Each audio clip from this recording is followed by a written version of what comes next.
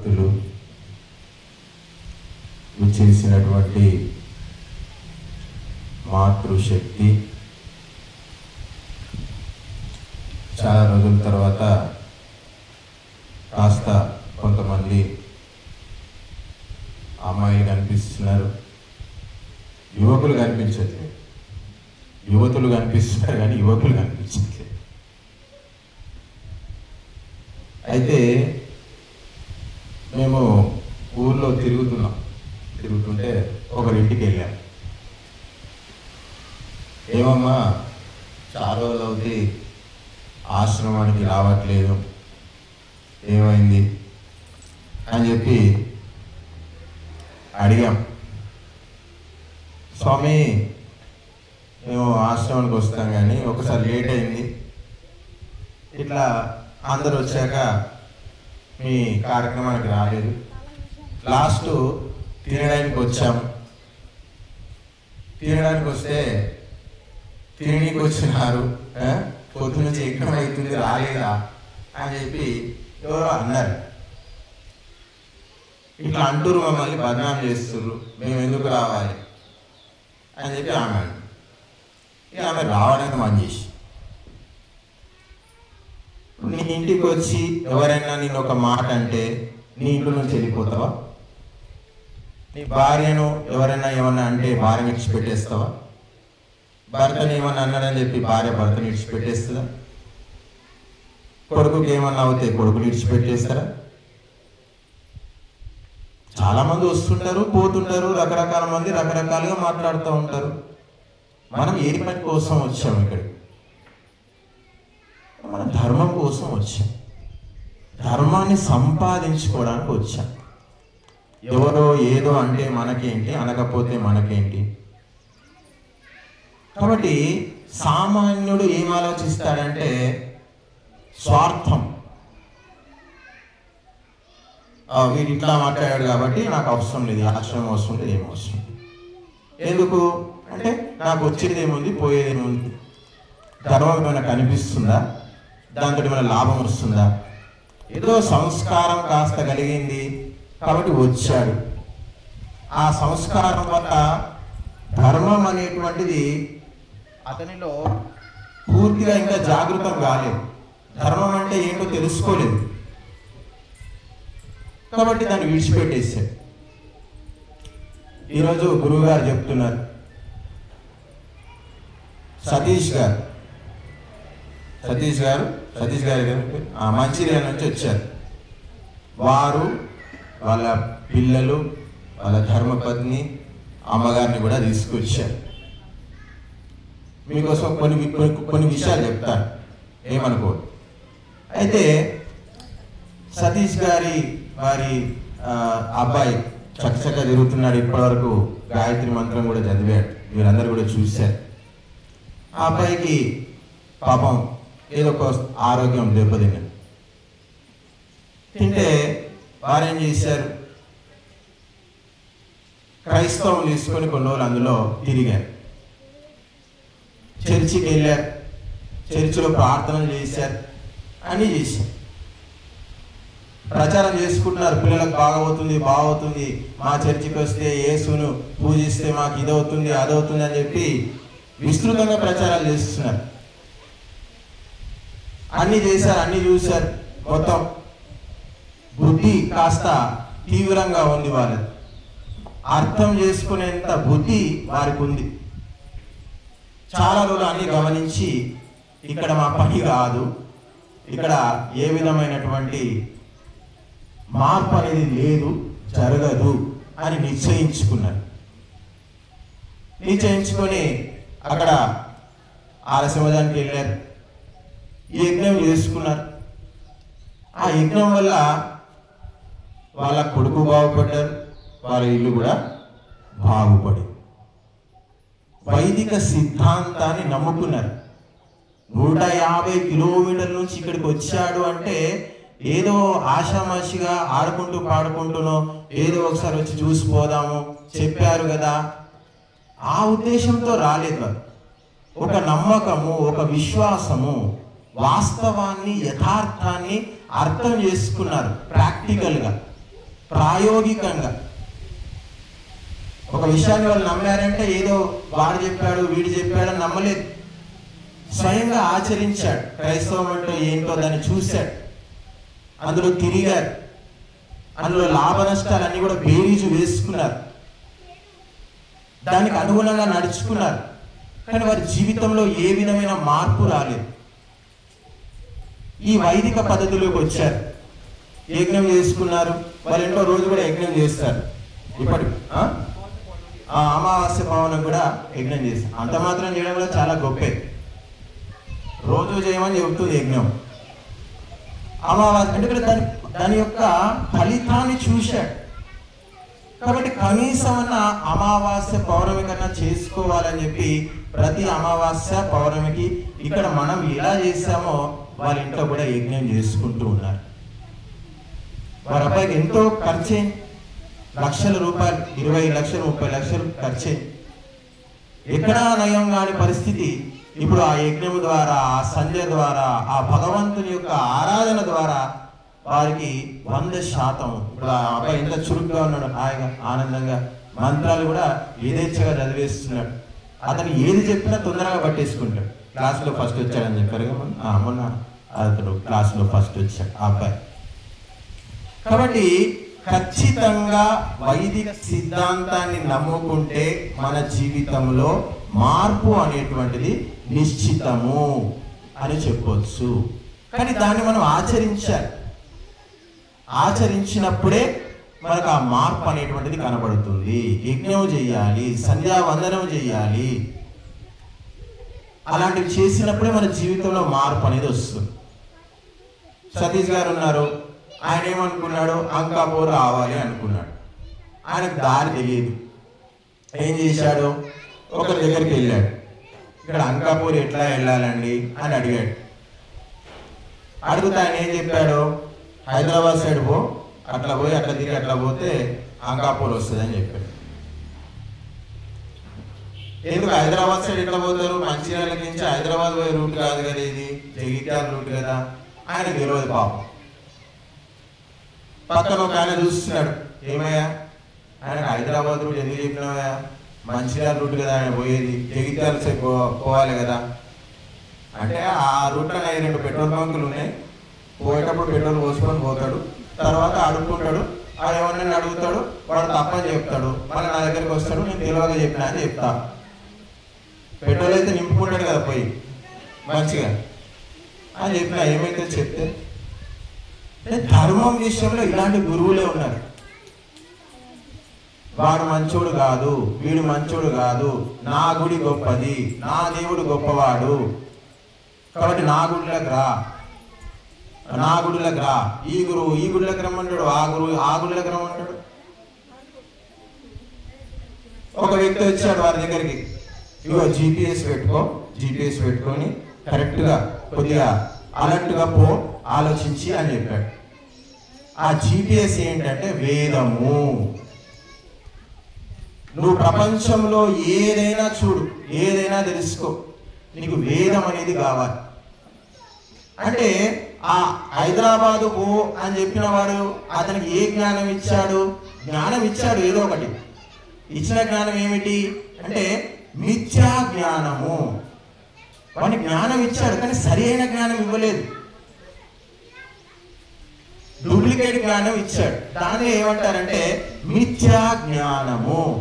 ఇప్పుడు హిందువులందరికీ ఇస్తున్నది మిథ్యా జ్ఞానమే. యవ్వనికి కూడా సరి అయినటువంటి మార్గం చెప్పట్లేదు. అందరికీ కనీసం అజ్ఞానం వల్ల ఏం కాదు, ఎవరైనా అడిగినా అనుకోండి నాకేం తెలియదు బాబు అని చెప్తే వాడు ఏం మోసపడు. కానీ నాకు తెలుసు అని చెప్పడానికి తప్పు చెప్పడం. దొంగ గురువులకు వానికి ఏమీ తెలియదు, వానికి సరైన మార్గమే తెలియదు. వీనికి కూడా ఆ యొక్క అనవసరమైనటువంటి సలహాలు ఇచ్చి వాని మార్గ భ్రష్టుని చేస్తున్నారు.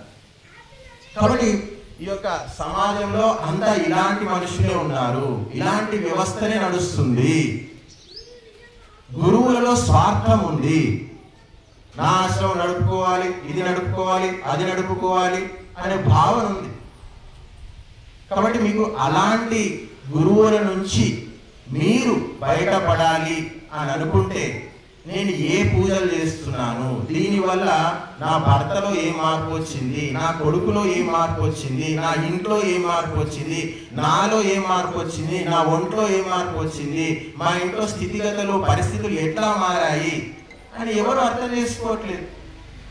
ఏదో చేసుకుంటూ పోతున్నారు. చర్చిలో మనుషులు ఉంటారు, గుడి దగ్గర మనుషులు ఎందుకు ఉంటారు? గుడి దగ్గర భోజనం పెట్టినప్పుడే ఉంటారు. మీరు గమనించండి, గుడుల దగ్గర అంతటా మీరు గమనించండి, కేవలం భోజనం పెట్టినప్పుడే ఉంటారు. కానీ చర్చిలో ప్రతి ఆదివారం మనుషులు ఉంటారు. ఎందుకట్లా చెప్పండి, కారణం ఏంటి? గుడికి పోతే గురువు మాట్లాడే గురువు లేడు, చర్చికి పోతే మాటలు చెప్పే ఫాదర్ ఉన్నాడు. గుడిలో ఉన్న విగ్రహం వీళ్ళతో ఏం మాట్లాడదు, వీళ్ళకేం చెప్పదు. పూజారి ఎన్ని వేస్తున్నారు, చిల్లర ఎంత వచ్చినాయి, ఈరోజు తక్కువ వచ్చినాయి, రేపు ఇంకో 100 వస్తాయో 1000 వస్తాయో, ఎవరు వేస్తలేరు, వచ్చి చూసిపోతున్నారు, దండం పెట్టుకొని పోతున్నారు, అంతా చిల్లర ఎవరు వేస్తలేరు. ఇది నడుస్తుంది హిందువుల వ్యవస్థలో మొత్తం కూడా. ఈ గుళ్ళ చిల్లర వస్తలేదు, వేరే గుడికి మారిపోతా, అవసరం లేదు. హైదరాబాద్ ఏదో కొత్త గుడి చూపించి మా దగ్గరకు ఒక పంతులు వచ్చాడు, గురువు గారి దగ్గర నేర్చుకుంటారు. మంచిర్యాలకు వచ్చి మీకు గుర్తుందో లేదు, యజ్ఞాలు చేస్తున్నాం, అబ్బాయి నేర్చుకుంటాను వచ్చాడు. ఏదో నేర్చుకుంటాడు అని చెప్పి మా పక్కన కూడా మేము తిప్పుకుంటున్నాం. అయితే సడన్ గా హైదరాబాద్ నుంచి ఆయనకు ఆఫర్ వచ్చింది, మంచిర్యాల యజ్ఞం చేస్తున్నాం రా బాబు, 3 రోజుల కార్యక్రమం ఉంది, మాతో పదా అని చెప్తే వచ్చాడు. అక్కడ నుంచి మేము 20,000 ఇస్తాము గుళ్ళో, మళ్ళీ మీద దక్షిణలు కూడా బాగా వస్తాయి అని చెప్పేసరికి మా కార్యక్రమం మధ్యలో వదిలేసుకొని హైదరాబాద్కి వెళ్ళిపోయాడు. కాబట్టి ధర్మం దగ్గర కూడా ధన సంపాదన ఇక్కడ ముఖ్యమైపోయింది. ఇప్పుడు మీరు ఇంతమంది వచ్చారు, ఎందుకంటే ఇక్కడ ఆశ్రమం చిన్నగా ఉంది, ఇది చిన్నగా ఉంది, ఇదో 30 ఎకరాలు ఉంటే 40 ఎకరాలు ఉంటే 1000 మంది వచ్చేవారు. కాబట్టి ధర్మము తెలుసుకున్నటువంటి గురువు ముఖ్యమా, ధనము ధాన్యము 3 పూటలు పెట్టే గురువు ముఖ్యమా? జనాలు ఎవరు ఆలోచించట్లేదు. ఆ గురువుకి 100 ఎకరాల ఆశ్రమం ఉంది, ఆయనకు 1,00,000 మంది భక్తులు ఉన్నారు. అని చిరంజీవికి లేదా 1 కోటి మంది భక్తులు ఉన్నారు. సినిమాలో అడ్డమైన డాన్సులు చేసే హీరోయిన్లకు ఎంతమంది భక్తులు ఉన్నారు చూడండి మీరు. అందులో ఇన్స్టాగ్రామ్ ఫేస్బుక్ లో వాళ్ళకు 20 లక్షలు 30 లక్షలు అవేమో ఐటమ్ సాంగ్ చేసే హీరోయిన్లకు 1 కోటి మంది సబ్స్క్రైబర్లు ఉన్నారు. మాకు 3,000 మంది ఉన్నారు, మా గురువు గారి ఛానల్ 3,000 మంది. ఒక్కొక్క వీడియో చూస్తారు, అది కూడా చూసే వాళ్ళు చూస్తారు, లేకపోతే లేదు. కాబట్టి అందరూ చేసేది చేస్తాము, అందరూ పోయే దగ్గరికి పోతాము, అందరూ అనుసరించింది అనుసరిస్తాము అనుకుంటే మన జీవితం బాగుపడుతుందా చెప్పండి? ఒకప్పుడు అంకాపూర్లో ఎవడో చదువుకోలేదు, ఎవరికి చదువు రాదు, మరి కొడుకులు ఎందుకు చదివించారు చెప్పండి? నర్సారెడ్డి గారు వాళ్ళ కొడుకుని ఇంగ్లీష్ మీడియం చదివించి అమెరికా పంపించాడు. ఎందుకు చదివించాడు? అరే చదువుకోవాలి, చదువుకుంటే బాగుపడతాము. కేవలం వ్యవసాయం చేసుకొని బతికితే గుర్తింపు ఉండదు, చదువుకున్నోడికి ఎక్కువ గుర్తింపు ఉంటుంది అని ఆలోచించి అందరూ చదువుకున్నారు, వారు కూడా చదివించారు. వాళ్ళ కొడుకు చదువుకొని చక్కగా అమెరికాకి వెళ్ళిపోయారు. కాబట్టి ప్రతి దాన్ని మనము ఆలోచించాలి, తరచి చూడాలి, చూసి దానివల్ల మార్పు వస్తుందా లేదా గమనించుకోవాలి. వినాయక చవితాలకు మీరు లక్షలు 1000 రూపాయలు ఇస్తున్నారు, ఒక్కొక్కరి ఇంట్లో వాడే వినాయకుడు కొనిచ్చి ఇస్తున్నారంట పెట్టుకోవడానికి. మళ్ళీ వాళ్ళ కొడుకేమో తాగుతాడు తింటాడు. మరి భక్తి వల్ల మన జీవితంలో మార్పు రావట్లేదు. మరి ఏం భక్తి, ఎందుకు చేస్తున్నాము, ఎందుకు ఖర్చు పెట్టాలి? బైబిల్ చదువుకున్నవాడు మారుతున్నాడు, క్రైస్తవునిగా మారుతున్నాడు, వాడు బైబిల్ చేతిలో పట్టుకొని తిరుగుతున్నాడు. ఖురాన్ చదువుకున్నాడు, వాడు 5 పూటలు నమాజ్ చేస్తున్నాడు, వాడి జీవితంలో మార్పు వస్తుంది, వాడు చెప్పినట్టు వింటున్నాడు, తల్లిదండ్రులు చెప్పినట్టు. మరి హిందువుల పిల్లలు చెప్పినట్టు ఎంతమంది వింటున్నారు, ఎంతమంది జీవితంలో మార్పు వస్తుంది? అనుకువ, వినయము, విధేయత, సభ్యత, సంస్కారము ఎంతమంది హిందువుల పిల్లల్లో ఉన్నది చెప్పండి? ఈ ఊర్లో ఉన్నటువంటి క్రైస్తవులు వారి పిల్లలు అందరూ కూడా చర్చికి పోయి ప్రార్థనలు చేస్తున్నారు. మరి హిందువుల పిల్లలు ఎంతమంది ప్రార్థన చేస్తున్నారు అంటే చేస్తున్నారు, ఏం చేస్తున్నారు? డ్యాన్సులు చేస్తున్నారు. వినాయక చవితి నాడు 10 రోజులు అయిపోయిన తర్వాత లాస్ట్ రోజు నిమజ్జనం చేస్తారు కదా, హిందువుల పిల్లలంతా కూడా అక్కడే కనిపిస్తారు. అవి కూడా దేవుని పాటలు కాదు, అడ్డమైన పాటలని పెట్టుకొని చిల్లర డాన్సులు చేస్తూ అందరికి చూపించుకుంటూ చేస్తుంటారు. మా మల్లయ్య గారు ఏంటంటే అందరు అట్లా డాన్సులు చేస్తున్నారు, ఏంది ఎందుకు అట్లా అంటే వాళ్ళకు అందరూ చూడాలని ఉండదు స్వామి, అందరూ చూస్తేనే మీకు ఎక్కువ ఎగురుతూ ఉంటారు వాళ్ళకి అదొక మజా, అందుకే వాళ్ళు తాగి ఎగురుతూ ఉంటారు స్వామి, వాళ్ళకి అందరూ చూడాలని వాళ్ళకి మజా. సరే ఎగురితే ఎగిరేది. మేము కారు తీసుకొని వస్తూ ఉన్నాం, వాడు తాగి ఆ ట్రాక్టర్ మీద ఆ వినాయకుడి విగ్రహం ఉంది, అతనికి వీపు పెట్టి ఎగురుతున్నాడు. నువ్వే దేవుడు అంటివి, నువ్వే 10 రోజులు పూజ చేస్తేవి, మళ్ళీ నువ్వే డాన్సులు చేస్తేవి. ఎంత తలతిక్క పనులు చేస్తున్నారు మన పిల్లలు చెప్పండి. వానికి ఏమైనా సంస్కారం ఉందా, సభ్యత ఉందా? కాబట్టి ఇన్ని డాన్సులు చేసినాడు, లేకపోతే మిమ్మల్ని కూడా డాన్సులు చేయిస్తాడు, మీ తల్లిదండ్రులను కూడా డాన్సులు చేయిస్తాడు. ఖచ్చితంగా మీరు వాని కోసం డాన్సులు చేయాల్సి వస్తుంది. మీ జీవితం అనేటువంటిది భూగిపాలు అవుతుంది. తర్వాత మీరు ఏడ్చినా, ఏం చేసినా, మొత్తుకున్నా, ఏం చేసినా లాభం ఉండదు. కాబట్టి ధర్మము తెలిసినటువంటి వ్యక్తికి మీరు దానం ధర్మం చెయ్యాలి. ఈ ఊర్లో రామనవమి అని చెప్పి 10 లక్షలు కలెక్ట్ చేశారు, 5 లక్షలు కలెక్ట్ చేశారు.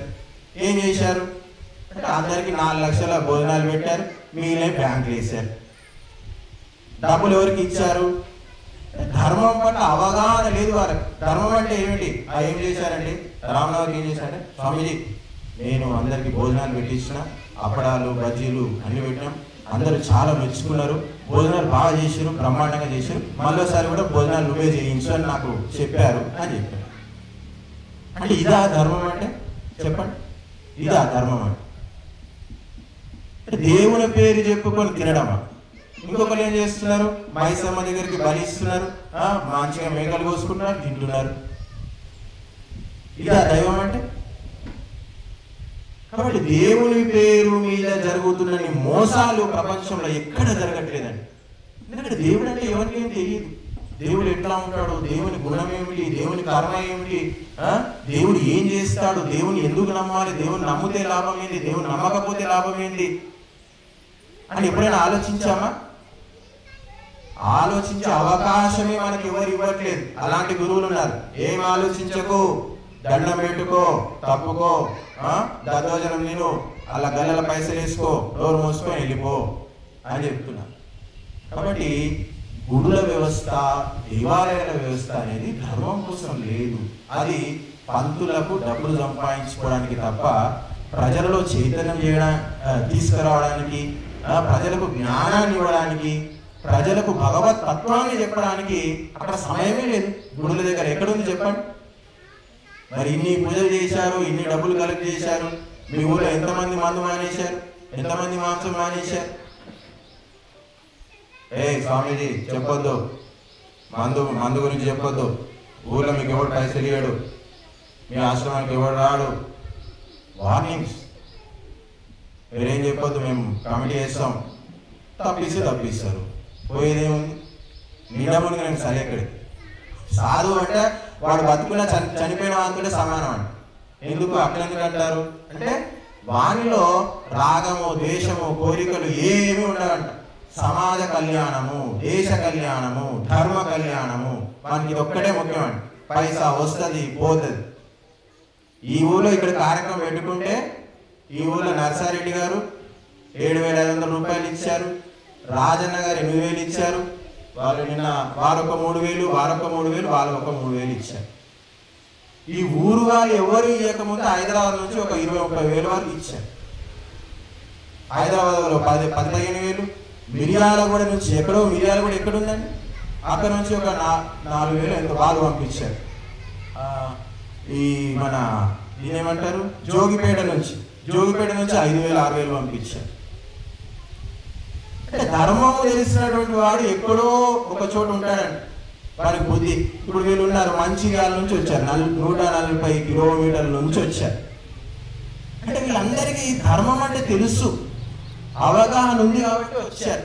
ఇప్పుడు నర్సరీ ఇచ్చారంటే తెలుసుకున్నారు, ఎప్పటి నుంచో ఉన్నారు ఈ ఫీల్డ్ కాబట్టి చూసి చూసి ఇచ్చేశారు. నేను కూడా సాయం చేస్తాను కొద్దిగా అని చెప్పి. మట్ట గంగాధర్ నేను కూడా 10,000 సహాయం చేస్తా అని చెప్పి నిన్న చెప్పారు. ఆయన కూడా మీ ఊరు ఆయన. కాబట్టి ఎవరో ఎక్కడి నుంచో వస్తున్నాయి. మన ఊరు నుంచి మాత్రం సహాయం చాలా తక్కువగా వస్తుంది. ఎందుకు వస్తుంది? కారణం ఏమిటి అంటే సంస్కారం అనేది లేదు. దేవుని పేరు మీద వండుకోవడం తినడం తప్ప వేరే ఏ కార్యక్రమం జరగట్లేదు. ఎందుకంటే దాని పట్ల అవగాహన ఉన్న వ్యక్తులు కాదు వారు. మీరు నియమించుకున్నారు, వారికి ధర్మం అంటే అడగండి పోయి. ఇప్పుడు రామనవమి జులుసు తీశారు, రాముడు రథం కట్టారు, చేశారు. మీ ఊరి నుంచి 5 లక్షలు 10 లక్షలు వాళ్ళకి అందరు తీసుకొచ్చి వాళ్ళకి ఇచ్చారు. వాళ్ళని చెప్పమని కమిటీ వాళ్ళని తీసుకొచ్చి ధర్మం అంటే చెప్పు బాబు, అర్ధగంట చెప్పు, గంట చెప్పు. నేనేందుకు చెప్తాను, నాకేం అవసరం. 9 అయింది, 1-2 పెగ్గులు కొట్టి పండుకుందాం. మంచిగా చేసినాం, కార్యక్రమం జరిగింది, అందరూ బాగా తారీఫ్ చేస్తున్నారు, ఏమవసరం. కాబట్టి యుద్ధం చేసేవానికి ఆయుధం ఇవ్వాలండి. యుద్ధం చేసేవానికి ఆయుధం ఇవ్వాలి. ఆయుధం ఒకరికి వచ్చి ఇచ్చి యుద్ధం ఇంకొని చేయమంటే ఇది కేసీఆర్ ఫేమస్ డైలాగ్. ఇది ఏమంటే ఇన్ని రోజులు మీరు ఉద్యోగం చేశారు కదా, ఇప్పుడు పార్టీ ఎందుకు పెడుతున్నారంటే అవును మరి మేము కొట్టాను కాబట్టి మేమే రాజ్యం చేస్తాం. ఉద్యోగం చేసి మేమే కాబట్టి రాజ్యం చేసి మేమే చేస్తాం, చెప్పింది మేమే కాబట్టి మేము కూడా రాజ్యం చేస్తాం అంటారు. కాబట్టి ధార్మికులు, సన్యాసులు వీళ్ళంతా కూడా వీళ్ళ ఆస్తుపాస్తులు ఎవరికి ఇచ్చిపోతారండి? సన్యాసులు, గురువులు వాళ్ళకి ఇస్తే సరే. ఇప్పుడు మీరు అందరు ఇక్కడికి వచ్చారు, మీరందరూ రోజు నర్సరీ ఇంట్లో సత్సంగా చేసుకోగలుగుతారా? 2 రోజులు 3 రోజులు 4 రోజులు దండం మీకు చాలా అంటారు. ఎవరికి ఆయన కాదు, ఎవరికి పోయినా అంతే. ఏం మరి ఇక్కడికే రోజు ఎందుకు వస్తున్నారు అంటే ఇది సమాజం కోసం ఉంది, ఇది మనందరి కోసం ఉంది, ఇది నా ఒక్కరి కోసం లేదు. కాబట్టి ఇక్కడ ఎవరో ఏదో అన్నారు, ఎవరో ఏదో అంటున్నారు. ఇది ఒక కులానికో, ఒక వర్గానికో, ఒక సంఘానికో చెందింది కాదు. ఈ ఆశ్రమం అంటే అందరికీ సంబంధించింది. ఇక్కడికి వచ్చిన ప్రతి ఒక్కరు ఒకరు గిన్నెలు కడుగుతున్నారు, ఒకరు వంట చేస్తున్నారు, ఒకరు ఊడుస్తున్నారు, ఒకరు తుడుస్తున్నారు. వీళ్ళంతా యజమానులే. ఇక్కడికి వచ్చిన ప్రతి ఒక్కడు యజమాని. ఇక్కడ ఎవరు పనివాడు లేడు. నువ్వు తక్కువ, నువ్వు ఎక్కువ అని ఇక్కడ ఏమి అనదు. కాకినాడ రాజేష్ గారు చెప్తున్నారు, వాళ్ళ ఆశ్రమంలో చెప్పొచ్చాయి, వాళ్ళ ఆశ్రమంలో పాపం వంటలు చేస్తూ ఉంటారంట. చాలా మంది చాలా రోజుల నుంచి ఎక్కడెక్కడి నుంచి వచ్చి వంటలు చేసుకుంటూ ఉంటారు. అయితే వాళ్ళ గురువు గారు కాలం చేశారు, పరమపదించారు. ఇక పెత్తనము ఎవరికి వచ్చింది? గురువు పోయి సంసారాలకు వచ్చింది, లౌకికులకు వచ్చారు. అలా 2 బ్యాచ్లు ఉన్నాయి. ఆ బ్యాచ్లు అక్కడ పెత్తనం చేయడం మొదలుపెట్టారు. వాళ్ళు ఏమనడం, పాపం భక్తులు వస్తే నువ్వు ఇట్లా, నువ్వు అట్లా, నువ్వు ఇది చేసినావు, నువ్వు అది చేసినావు, బెండకాయ ఇట్లా పోయలేదు, ఆటంలో కోసినావు, నిలువలో పోయి ఇది అట్లా కోసినావు, ఇట్లా కోసినావు అని అనడం అంట. ఇది ఆశ్రమం వద్దు, ఏమొద్దు, మాకేం అవసరం లేదు, మీరు వచ్చుకొని అందరూ వెళ్ళిపోయినారు. పని పెట్టుకోవడం ఏదో చేసుకొని కష్టపడి చేసుకోవాల్సి వస్తుంది అని అంటున్నారు. కాబట్టి ఆశ్రమానికి వచ్చే ప్రతి వ్యక్తి కూడా ఈ ఆశ్రమం నాది అనుకొని వస్తాడు, గురువుది అని వస్తాడు, మనందరిది అని వస్తాడు. కానీ నాది అని అనుకున్నారు అనుకోండి మీరు, దీన్ని అనుకున్నారే నడపాలి. ఎవరైతే నాది అని నడుపుతారో వాళ్ళే నడుపుకోవాలి, దీన్ని నడిపేది ఏమీ ఉండదు. కాబట్టి ఆశ్రమానికి దయచేసి యువలో చాలా మంది దీనికి ఒక కులాన్ని, దీనికి ఒక వర్గాన్ని ఆపాదిస్తున్నారు. ఇది వాళ్ళది, ఇది వీళ్ళది, పోతే వాళ్ళే పెత్తనం చేస్తున్నారు. మాకు చాలా మంది చెప్తూ ఉంటారు ఊళ్ళో, వీళ్ళే పెత్తనం చేస్తున్నారు, అవి ఇట్లా అంటుంది, ఇట్లా అంటున్నాడు, ఇలాంటి ఎన్నో మాట్లాడతారు. మనకు లాభం వచ్చింది, లాభం వస్తుంది అంటే మనం ఏం చేస్తాము? మోర్లో బంగారం పడింది తీసుకోమా? పైసలు పడే తీసుకుంటాం కదా. కాబట్టి మనకు కొన్ని లోటుపాట్లు జరుగుతాయి. రకరకాల వ్యక్తులు రకరకాలుగా మాట్లాడుతూ ఉంటారు. కాబట్టి ఇక్కడికి వచ్చి జ్ఞానాన్ని సంపాదించండి, భక్తుల్లాగా రండి, వాళ్ళ వీళ్ళ మాటలు ఎవరిని పట్టించుకోకండి. గురువు గారు ఏం చెప్పారు అది చేసుకుంటూ పోండి. ఏదైనా ఉంటే గురువు గారిని అడగండి, గురువు గారితో సంబంధం పెట్టుకోండి, గురువు గారు చెప్పిన విధంగా నడుచుకోండి. కాస్త పథ్యం చేయండి, ఆశ్రమానికి వచ్చినప్పుడు కాస్త ఉప్పు కారం తక్కువ తినండి. ఇంటికాడ వేసుకున్నంత కారమే ఇది ఉండాలి, ఇంటికాడ చేసినట్టే ఇది ఉండాలి. మా గురువుగారు ఏం చేశారు, ఈ ఎర్రకారం ఎక్కువ తినకండి అమ్మా, ఎందుకు 4 పచ్చిమిర్చి వేసుకొని వండుకోండి అమ్మా, ఏదో కాస్త ఏముంది అని చెప్పి ఆ ఎర్రకారం తీసి అడబెట్టేసి పచ్చిమిర్చి ఇచ్చారు. ఆ పచ్చిమిర్చి వీళ్ళకు కారం సరిపోతలేదు. వీళ్ళేం చేస్తున్నారు, రోజు ఆ మిక్సర్ గ్రైండర్ తీసుకుపోయి ఆ పచ్చిమిర్చి బాగా వేసుకొని రుబ్బుకొని అది వేసుకొని వండుకుంటున్నారు. ఇక 2-3 రోజులు చూస్తున్నాం, అది ఎందుకమ్మా ఇదంతా ఎందుకు, ఆ మిక్సర్ తీసుకపో, ఆ ఎర్రకారం వేసుకొని వండుకోపో అని చెప్పి పోదిగా అని చెప్పేసి. తినొద్దని కాదు, కేవలము ఇక్కడ జ్ఞానం నేర్చుకోవడం అనే కాదు, కాస్త మన ఆచరణ కూడా మార్చుకోవాలి, కాస్త నాలుక కూడా అదుపులో పెట్టుకునే అభ్యాసం ఇక్కడ చేయాలి. ఆశ్రమానికి వస్తే తీయటి వస్తువులు తినండి, ఎక్కువ స్వీట్ పెడితే బాగా తినండి. మీరు తింటే ఇంకా చేసి పెడతారు, ఇక్కడ మేము కూడా చేయిస్తాం. ప్రసాదం ఎక్కువ తినండి, కాస్త చప్పగా తినండి, కడుపులో అల్సర్లు రావు, కడుపులో పురుగులు పుట్టవు, తల చల్లగా ఉంటుంది, పిచ్చి పిచ్చి మాటలు మాట్లాడరు. ఉప్పు కారాలు ఎక్కువ తింటే కొట్లాట్లు అవుతాయి, ఆటోమేటిక్గా అవుతాయి.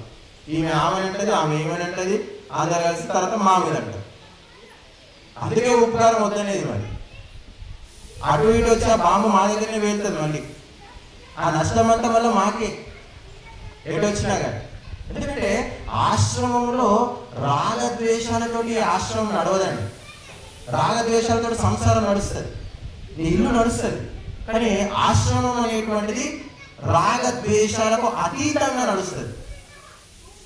ఇక్కడ ఇప్పుడు నర్సారెడ్డి దీన్ని నడిపిస్తున్నారు అనుకోండి, ఆశ్రమం మొత్తం నడిపిస్తున్నారని ప్రచారం చేస్తాను. మొత్తం నర్సారెడ్డికి ఎవరైతే ఇష్టం ఉంటారో వాళ్ళు వస్తారు, నర్సారెడ్డి అంటే పడని వాళ్ళు ఎవరు రాదు.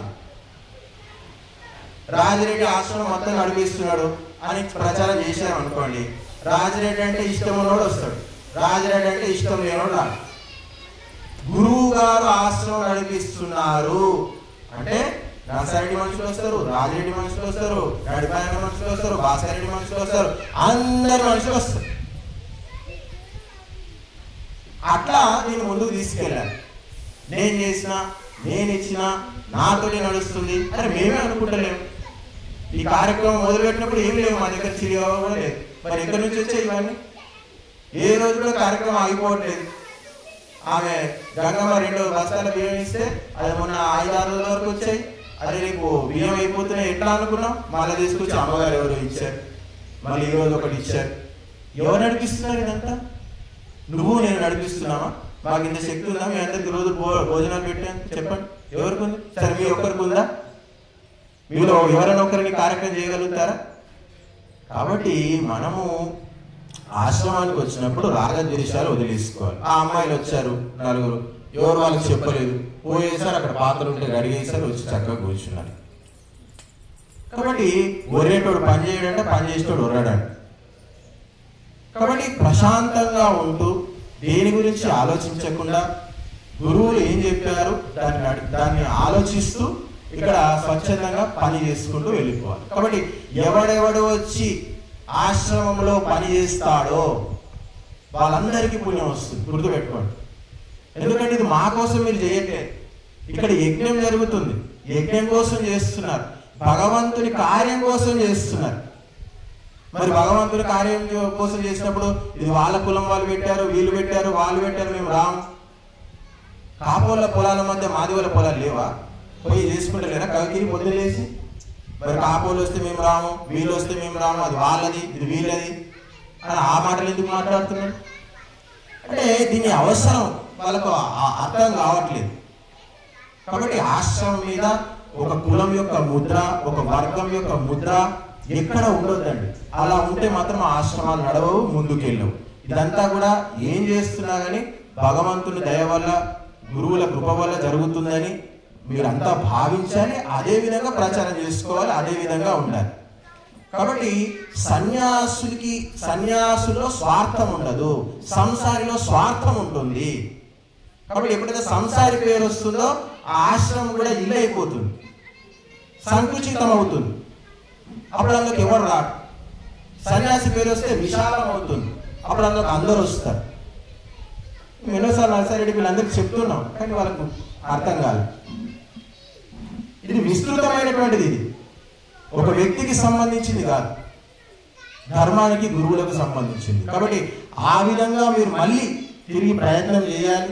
మీరు చేస్తారని నేను ఆశిస్తున్నాను. ఆ విధంగా మీరు ముందుకు తీసుకెళ్తే ఖచ్చితంగా ఈ ఆశ్రమం అనేటువంటిది మళ్ళీ ముందర పడి ఒక గాడిలో పడేటువంటి అవకాశం అనేటువంటిది ఉంది. కాబట్టి మీరంతా కూడా సుహృద్భావంతో, మంచి భావనతో ఇక్కడికి వచ్చి ఈ యొక్క ఆశ్రమం యొక్క నిర్మాణంలో, ఆశ్రమాన్ని ముందుకు తీసుకుపోవడంలో మీ వంతు సహాయ సహకారాలను అందిస్తూ తీసుకొని వెళ్ళినప్పుడు మీకు కూడా ఆ యొక్క ధర్మం అనే చెట్టు యొక్క ఫలాలు ఏమిటి? ధర్మం యొక్క చెట్టు యొక్క ఫలం ఏమిటి చెప్పండి?